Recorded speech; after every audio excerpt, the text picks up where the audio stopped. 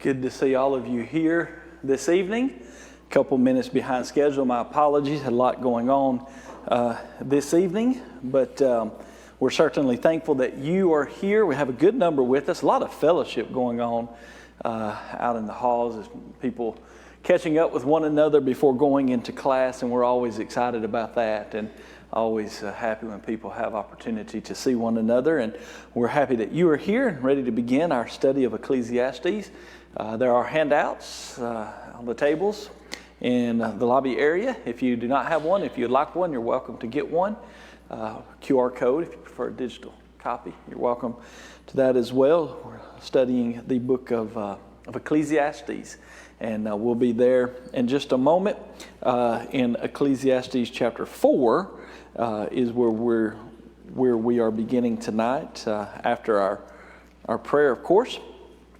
But again, we're so thankful that you are here with us on this first Wednesday night of the month of February.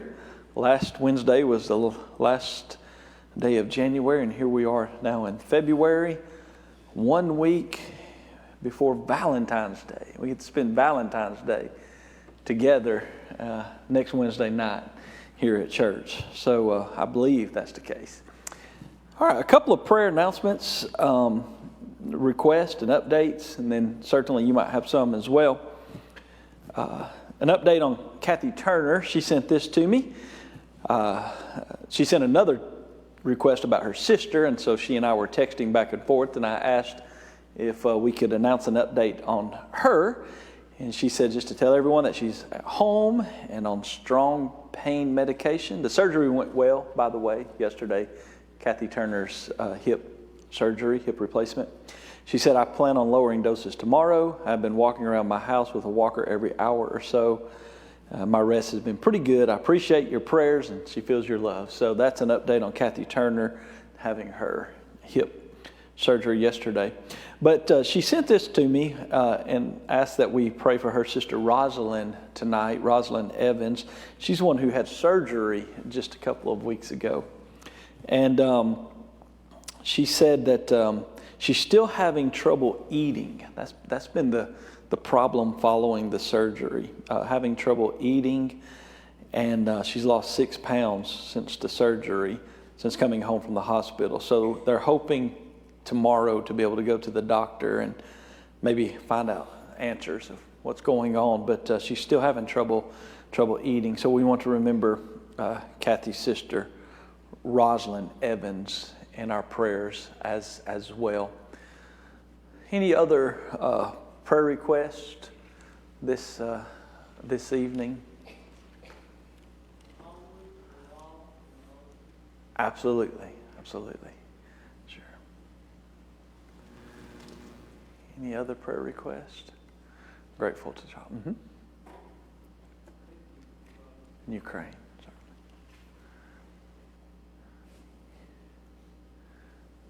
Anybody else? Okay, let's have our prayer. Our God and Father in heaven, we're thankful for this day that you've given us. We're grateful for the opportunity to come together this evening to study the Bible with one another. We're grateful for all of our classes. We're thankful for what this hour means to us in the middle of the week with work and school and so much going on, as we can separate from it and come together to encourage one another to stay on this path that leads to heaven and continue in this faithful way that would be our desire each day until we can go home. And Father, we're grateful for all who are here with the desire to draw near to you. Bless our congregation at Wood Avenue. May we be a family of yours, a congregation that loves you, loves one another, does all things according to your word to promote unity as we worship here when we come together and study, and the work that we do in this community and throughout the world as we live our day-to-day lives.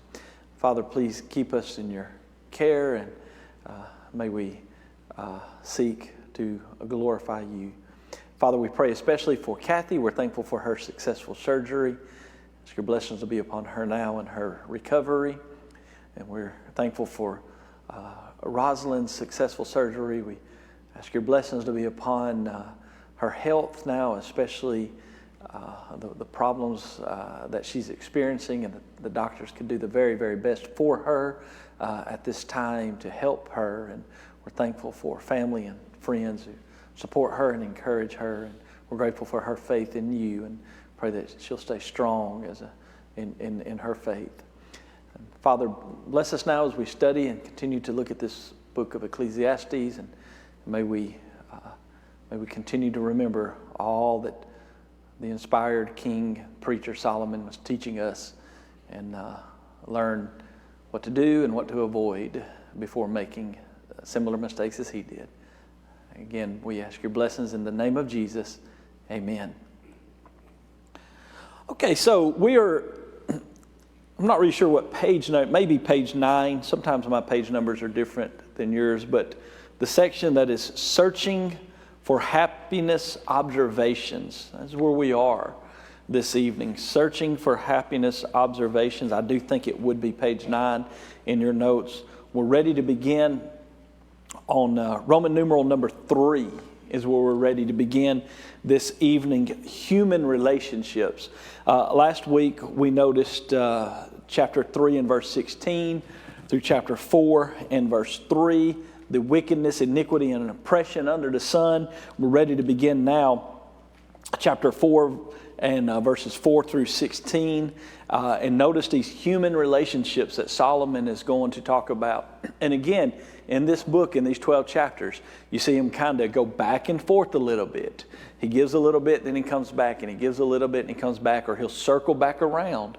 Very well could be a sermon, as some would believe, him referencing himself as the preacher twice in the beginning of this book, in chapter 1, verse 1, and again, verse 12.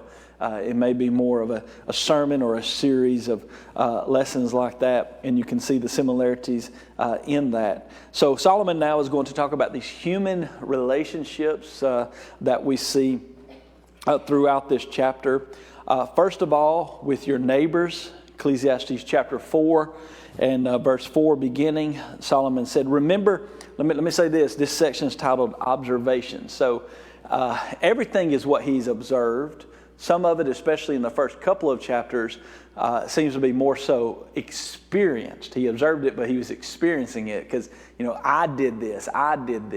He still recognized what he saw under the sun. But in this section, of course, you definitely see that he's looking out to the people around him, the people in his kingdom, looking out into the society that was theirs at that time, and noticing this. So in this human relationships, again, Roman numeral number 3, with your neighbors, verses 4 through 6, he said, again, I saw that for all toil and every skillful work, a man is envied by his neighbor. Now, thankfully, we do not have problems like that today. But again, nothing new under the sun. Sometimes people say, how can there not be anything new from 3,000 years ago when Solomon wrote this book? Just the gadgets might be different. It might be packaged differently, but it's the same ultimately. The base of it is the same. Again, I saw that for all the toil and every skillful work, a man is envied by his neighbor. This also is vanity and grasping for the wind. The fool folds his hands and consumes his own flesh. Better a handful with quietness than both hands full, together with toil and grasping for the wind. So that, which would be your neighbors, wherever they may be, if they're close, if they're nearby or far away. We have neighbors around us, maybe talking about your neighborhood and where you live, but neighbors just in general, the people that you're around, especially like coworkers or whatever it might be. So I think we should look at this in a couple of ways. One way is to realize that, no matter what you do, probably someone somewhere is going to be envious. Also, look at it from the other side. Don't be the one who is filled with envy. Don't be that person that is filled with envy for what you see others doing, whether you live across the street or share a property line or coworkers, or even here at church. You never want to be that envious neighbor. You remember Paul talked about that in 1 Corinthians chapter 13, of course, and not envying one another. So you need to be careful about that. We all need to be careful about that. A couple notes I jotted down in my personal notes is to be careful to not make judgment calls based on what you see rather than the facts. Again, if you go back to verse 4 for a moment. Again, I saw that for all the toil and every skillful work, a man is envied by his neighbor. So, again, part of it is to realize that that's unfortunately sometimes the way it is with people. They'll envy or whatever the case might be. But again, if we're focusing just on verse 4 for a moment, I don't want to be that envious neighbor, and I need to be careful about making judgment calls on what I think is going on or what I think I see, when really it might not be the facts at all. For example, one of the issues that Solomon is talking about in this book is money. It can be good if you use the right way and glorify God with it, bad if not. And that's one of the things that you see Solomon talking about here. But it's easy for people to look on the surface and not know the facts, and really sometimes the facts do not involve them. It's not really their business, but then make judgment calls and become envious. For example, what if my neighbors, what if they choose to spend their money differently than I choose? What if one family spends it, all on, just say, gadgets and the newest tech that you don't really see all the time, and then the next one, but then they choose to spend it on a house, or whatever it might be, or in the house and property, and the next one chooses to spend it all on vacations. They all have the same amount, they're just choosing to spend it differently. See, the point is, if we're not careful, we can just kind of look at the surface and accuse people, sometimes falsely, when we really just don't know what is going on or what all they're doing. So we need to be careful with that. Also, keep in mind that one theme for the book of Ecclesiastes can be balanced. I mentioned this just a moment ago. As we've noticed time and time again, the preacher is encouraging the assembly to use what God has given them in balance. So that can be, if you're looking for a one-word theme of this book, you might want to choose balance, or at least keep that in mind. Because if we forget the focus of the book, then we'll think that he's contradicting himself many times, going back and forth. But at the end, what he's saying, of course, is to have that balance. So in it, we're learning in this book, do not be wasteful with what God has given us, nor be boastful in the uncertainty of the worldly things that perish.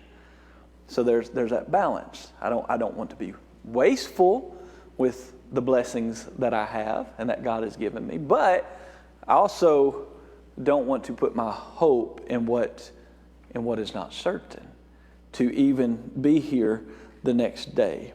Once again, the one who is grasping for that which can never be achieved is no different than the one who's not doing anything. Again, verses 5 and 6, the fool folds his hand and consumes his own flesh. Better a handful with quietness than both hands full. So you'll see Solomon, he's already covered this a few times just in the first 4.5 chapters. We've already said this a few times, that he's saying the guy over here who seems like he has everything and that's what his life is really no different than the one over here who is not doing anything. At the end of the day, they're both basically miserable, like Solomon said.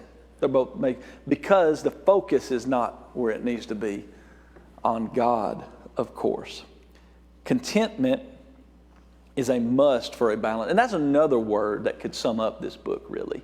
If you want a one word to remember the book, balance or contentment. And that's the story of life.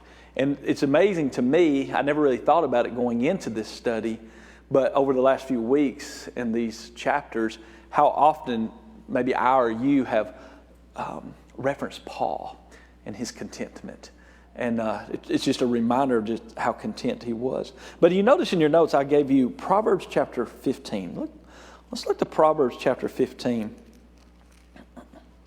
Proverbs chapter 15, verses 16 and 17. So again, another word for the book could be contentment. A way to have a balanced life, of course, is contentment. Using what I have to God's glory, not focusing on what I don't have. And Proverbs chapter 15, verses 16 and 17. Better is a little with the fear of the Lord than great treasure with trouble. Better is a dinner of herbs or of vegetables where love is than a fatted calf with hatred. So again, it's important that we're reading this through the eyes of a man who experienced so much, and that we allow that to help us to remain focused throughout life. I'm actually working on a sermon right now from Ecclesiastes chapter 2 and verse 17, where Solomon said, I hated life. I have a couple of gospel meetings coming up later in the year, and this is one that I'm trying to work and have ready for a gospel meeting. And this thought came to me just a couple of days ago. How often do you hear someone say, well, wouldn't it be nice to live like a king? And probably we've all said that at some point. Or, wouldn't that be nice? And you go back and you look at chapter 2 and all the things that he had, his servants and his houses and all of that stuff. And the thought came to me again this morning, actually working on this coming Sunday's sermon, because one point we're looking at Sennacherib, the king of Assyria, when all of the Assyrians were destroyed in 2 Kings 19. And so the thought came back this morning, and with that sermon, next time someone says, wouldn't it be nice to live like a king? Point out the kings of the Bible and ask them, which one do you want to live like? I mean, that guy's sons killed him to give the kingdom to his brother. We don't want to live like that king. We don't want to live like Solomon. It gets to the point where it says, I hated life. We don't want to live like that. The point is this that I'm trying to make without dwelling on it too much, is if we're not careful, we'll let the world influence us about what's good for us rather than God, who knows what's good for us. And we need to keep our focus on God. And the way that we keep our focus on God, of course, is through a daily study of His Word, as, of course, you are here this evening. Let's notice just a little more, because this entire section, the rest of this chapter is dealing with these human relationships. So let me go ahead and mention the rest of them, and then certainly if you have thoughts, comments, you're welcome to share them as well. But notice verses 7 and 8, human relationships with companions. Verses 7 and 8. Solomon said, then I returned, and I saw vanity under the sun. Again, under the sun, what he can see, what's going on around him. We went going all the way back to our introduction. A difference in then walking by faith. We're walking by sight rather than by faith.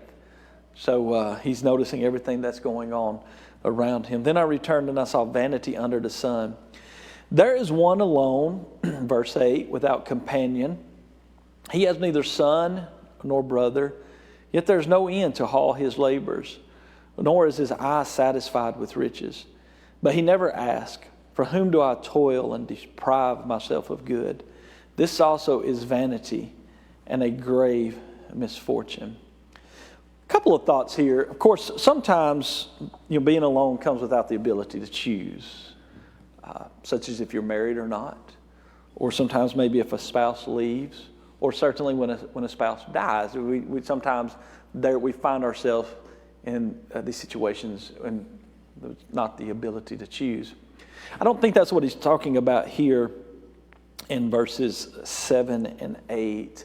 I believe he's talking about the one who was not concerned about these relationships and not concerned about the people that he could have had in his life. It was all about me. It's all about what I want. It's all about focusing on doing for myself rather than focusing on what's important out there. I saved an article in my phone, and I forgot about it until just now. I read this article a couple of months ago, and this would be a good place for it to fit in. And but I'll just tell you, basically what it was a lady who, I cannot remember her exact age, but she's writing this article saying, my generation has been raised on the idea of do for yourself. Always do for yourself. And don't worry about the other people. Don't worry about what they're doing. Take care of yourself. And even to the point she mentions in this article of if, why get tied down to marriage, kids, and all of that stuff. Do for yourself.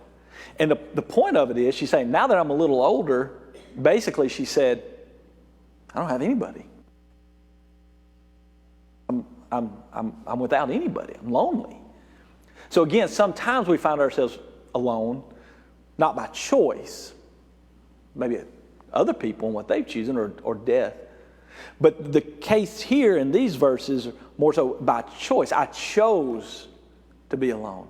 I chose for it to all be about me. I chose to not have anyone else. I chose to put other people away because I wanted my life. I wanted my life. And I mentioned that also in your notes. Ultimately, with friends, there's the decision to be alone or not, regardless of what family life may be. In the book of Proverbs, chapter 18, in verse 24, Proverbs chapter 18 and verse 24, a man who has friends must himself be friendly, but there's a friend who sticks closer than a brother. So, there is that which I must choose. If I'm going to be friendly or not, if I'm going to open up to spend time with others or not. The church, of course, is a family and should be seen as a family and understood as a family. And I have a responsibility to be a part of that family. Next, verses 9 through 12, with companions. So we're talking about our neighbors. We're talking about choosing to be alone. And then we're without companions. And now we're talking about with companions. Verse 9 beginning. 2 are better than 1 because they have a good reward for their labor. For if they fall, one will lift up his companion. But woe to him who is alone when he falls, for he has no one to help him up. Again, if 2 lie down together, they will keep warm. How can one be warm and alone? Though one may be overpowered by another, 2 can withstand him, and a threefold cord is not quickly broken. So you think of, again, the companions and the companionship. Could be in marriage, does not have to be. It could just, again, be with a close friend. Something that we're talking about on Sunday morning is Jonathan and David. And, David said of him after Jonathan died how much he loved him and how much he appreciated their friendship. They were as close as anybody as described in the Scriptures. And they were there for one another, to pick one another. They had a common enemy, Jonathan's dad, Saul. And so you can see, obviously, this would apply and can apply to husbands and wives, but not just that. Anyone that you're close to, that you help one another out and assist one another. And some of the areas that he talks about in these 4 verses, helping with labor. Always need a helping hand with labor. Assisting, of course, when needed.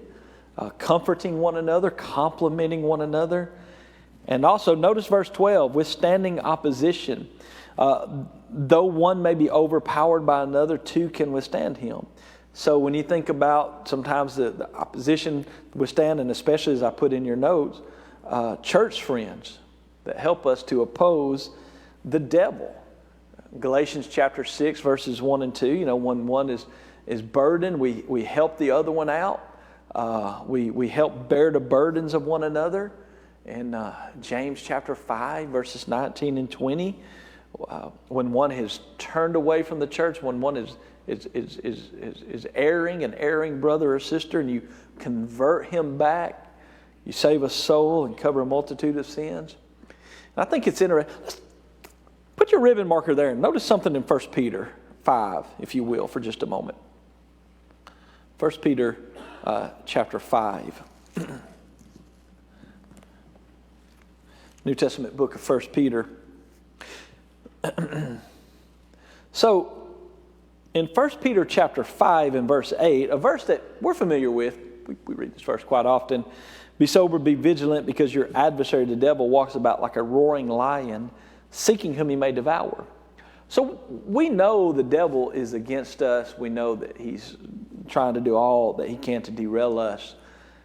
But isn't it interesting, if you go back to the beginning of this chapter, he talks about the elders in verse 1, or the shepherds. The elders who are among you, I exhort, I who am a fellow elder and a witness of the sufferings of Christ, and also a partaker of the glory that will be revealed. And he tells them in verse 2 to shepherd the flock of God which is among you, serving as overseers, not by compulsion, but willingly, not dishonest gain, but eagerly. Nor as being lords over those entrusted to you, but examples to the flock. And when the chief shepherd appears, you will receive the crown of glory that does not fade away. Likewise, you younger people, submit yourselves to your elders. Yes, all of you be submissive to one another and be clothed with humility, for God resists the proud, but he gives grace to the humble. Therefore, humble yourselves under the mighty hand of God, that he may exalt you in due time. And if you're in your notes, you might want to jot down Hebrews chapter 13. We're reminded that our elders watch out for our souls. Verses 7 and 17, that's what our shepherds do. And I thought that was kind of interesting when you think about it here. He's giving us this warning in verse 8 of the devil and his abilities, but leading up to it, he's reminding us of the design of the church, Ephesians chapter 4, verses 11 and 12 through 16. He's reminding us of the design of the church and the purpose of the church to help one another to go to heaven. I hope that we're thankful for our shepherds here at Wood Avenue. I hope we're praying for them. I hope we're praying for all of our members. But just something to keep in mind here in what you see in 1 Peter chapter 5 is the devil is there, but before you get to that, the church is there. The church is there to help one another and to encourage one another to go to heaven. So I thought that was a fitting verse in our text of the companions, and to how we certainly need to use one another and depend on one another throughout life. I said I was going to finish the chapter, but I think I want to allow any thoughts or comments at this point, because 13 through 16 is still on the same topic, but it's interesting, and I want to spend a little time with that. So before we get to these last 4 verses of chapter 4, are there any thoughts or comments about verses 4 through 12 and companions?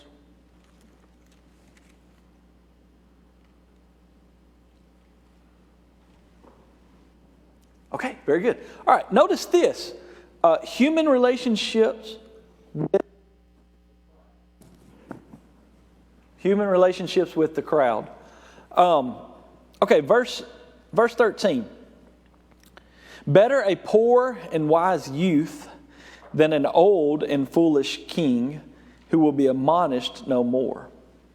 For he comes out of prison to be king, although he was born poor in his own king or in his kingdom. I saw all the living who walk under the sun. They were with the second youth who stands in his place. There was no end of all the people over whom he was made king. Yet those who come afterward will not rejoice in him. Surely this also is vanity and grasping for the wind. So when you think about with the crowd, human relationships with the crowd, my reference Bible titles this section, Popularity Passes Away. And how true is that? Popularity passes away. If you notice in your notes, letter D, once again, Solomon reminds his audience of the sobering truth that all will be eventually forgotten. Back in chapter 1 and verse 11, he mentioned that. Regardless of how much we might want to leave something that will never be forgotten, eventually it's just going to happen. And that's the way it is. Furthermore, we as Christians should have the attitude of John the Baptizer. I must decrease, but he must increase.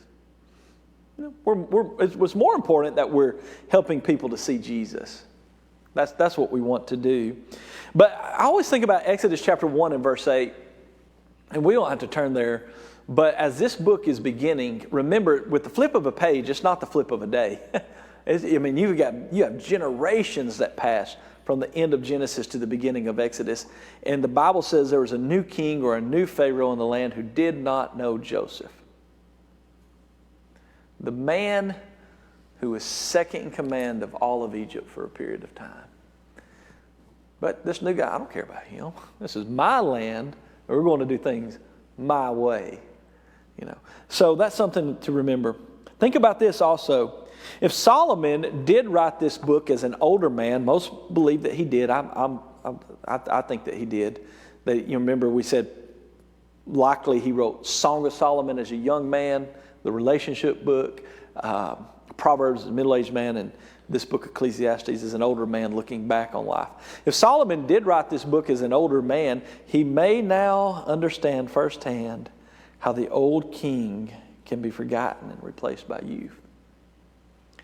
And if my purpose in life and my goal in life, if everything about my life is only what happens in this life, then you can see why Solomon was miserable. Because he's, as we've already noticed, he's looking back on life and he's saying, for what? It didn't bring me happiness. I had all this stuff. I tried it all. And then you remember also in chapter 2, not only is he stressed over the past, is he miserable over the past, but he's also worrying about the future. Who knows who's going to take over after I'm gone? And that's causing him to worry because what's going to come next? And what comes next? The kingdom divides. They're not even able to stay together as one kingdom. They divide into two. And so you see Solomon, here he is, he's looking at life firsthand of what it means in a worldly sense to age out. In that worldly sense. But now keep in mind, this is not in your notes here, it's been in your notes elsewhere. You might want to jot it down. The joy of the Christian is 2 Corinthians 4, beginning in verse 16 through chapter 5. Because that outward body is getting older, it's changing, but the inward body, the inward man, the inward woman, it's being renewed day by day. So there goes back to our contentment, that goes back to our balance, that there's nothing we can do to stop this aging process of the outward body. But there's everything we can do to get to this point in life and say, it's been a great life and it still is. Because I've served God faithfully and I still am. And I know I'm a day closer to heaven. So you see, that's what Solomon is looking at here. He's looking at this idea that I'm going to be forgotten, and the young guy, they're going to remember him. I don't know which preacher said this. I was a young Christian at the time, but I heard a preacher making a comment that when he was a young preacher at that time, all of the churches kind of wanted the older, experienced guys. And then when he became an older preacher, the churches have shifted and they all wanted a young guy. And he said, I was kind of out of luck as a young preacher and an older preacher, and sometimes that's the case. Beware of the popularity game. Fame comes at a high price to achieve, and the wages, once it's over, are usually unbearable. Again, if my focus is all about the here and now, nothing with eternity, everything that I can put my hands on, then there's some unbearable wages to pay. I thought, this is my opinion, you don't have to agree with me, but I thought the professions and professional sports and Hollywood, that has to be some of the cruelest professions that once you've passed your prime. You know, I read an article, a retired NFL player, and many of them, you know, retiring in their 20s, you age out in your 20s or 30s, and this is an NFL player, and kind of like the other article, the girl I mentioned, he was saying he was a well-known player. Most of, football fans, you would know the name if I called it. And he basically said, I don't know what to do with life. He said, football has been my life, you know, from childhood. And, you know, and obviously he would want to continue to go, but his body would no longer allow him to continue to go. And I thought that, you know, it's easy to age out of professional sports. It's easy to age out of Hollywood, out of acting. And, you know, I've just thought that, and it's not the only ones, but it's so easy to do at an early age. Have you ever considered, here's a point that I wanted to spend a little time on. If you go back to this section, verses 13 through 16, basically, again, he's talking about the popularity. What I once had is no longer here. It's passed on to someone else. Have you ever considered that what so many are searching for in worldwide fame and popularity can be found by every living person in the home? When you stop and think about the home as God has designed it, He's designed it for every person to experience the same joy. Every man should be able to, married, should be able to say, yeah, I have my wife is the very best wife. And true. Because there doesn't have to be one that's better than the other, just best within that home. And every man should be able to say, I'm the best husband. And she should be able to say, he is the best husband. What so many people are looking at on the world stage to be accepted, to be popular, you can have right there every day with your home. If you want it. Where you're loved, where you're accepted, where you share with one another for a lifetime. The home, as God designed it, allows each member to be loved and respected. In it, you find joy with one another and a place of belonging. Many people are trying to replace what a spouse, children, and parents can provide to try and find it from other people. It's worldwide fame and popularity. Most everyone, of course, wants some level of fame, it seems like. That's, of course, the driving force behind what we see. Many people, especially with social media. A preacher many years ago who has 2 daughters was once asked if it was okay for girls to enter into beauty contests or not. Is it okay? Is it acceptable? Or is it sinful? And I think he gave a great answer to it. He said, I don't need a judge to tell me that my daughters are beautiful. He's saying, I don't care what the world says. Within my home, I've got the most beautiful daughters. And again, if you know that's all too often people in general, they're wanting the judgment of the world and the acceptance of the world, and to be seen, to be known, to be recognized, and to have 10,000 followers and all of this and all of that. You can have it right there with your family. Yes, sir.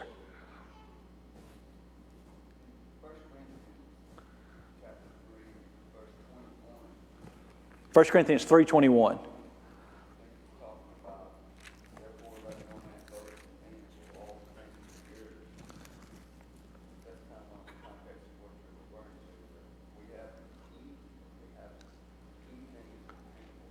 Sure.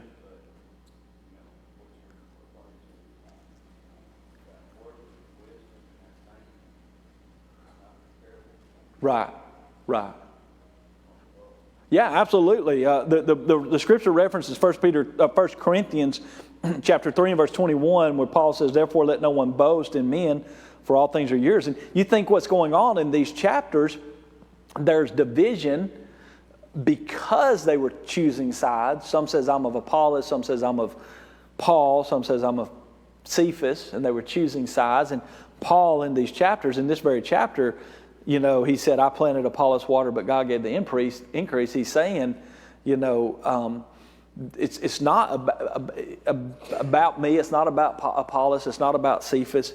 It's about our humility in we're serving God together. We have different roles, but we're all equal.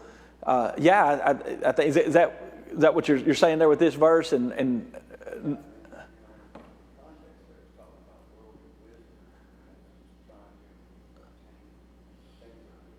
sure, yes. And again, it's important that we keep stressing this. There's nothing wrong with setting your goals high and going after them and achieving them, as long as you do not forsake God in it and sin in it. We must, again, that balance and that contentment. It's not to say that at all, but too many have forsaken God and went in an ungodly path in order to achieve such. And that's the path that Solomon took, of course. In the beginning, he was doing right, but he gets derailed. He does wrong. Good comment. We have 2 or 3 minutes left. Any other, depending on what time Greg decides to ring the bell. I said that because we had a little funny discussion earlier, and I hope you heard me. But no, we do have 2 or 3 minutes left. Any final thoughts or comments on chapter 4? Yes.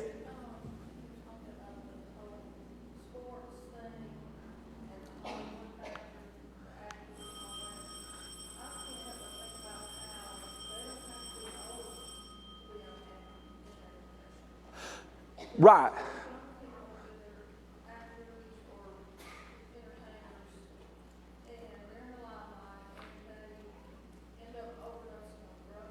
Sure. Yeah, you're right. That's a good point to make sure we notice is the age really doesn't have anything to do with it. You know, it could be any age, and that is a good. You know, we're dealing with Solomon, who was an older man, but yeah, it could be any age. And again, I think every generation faces its own challenges. So I want to be careful here. But one of the challenges that we're really facing is in this virtual world that we live in is we're raising our children and grandchildren to believe that if they're not accepted on whatever their platform, I'm kind of old, I don't really know this talk, but if they're not accepted on whatever their followers are following them on, then they're miserable, you know. So you're right. Hey, thank you so much for being here and being a part of this conversation. I appreciate so much you being here, being a part of the class. Next week we'll begin chapter 5, respect and reverence for God. We'll have a quick break and then our devotional.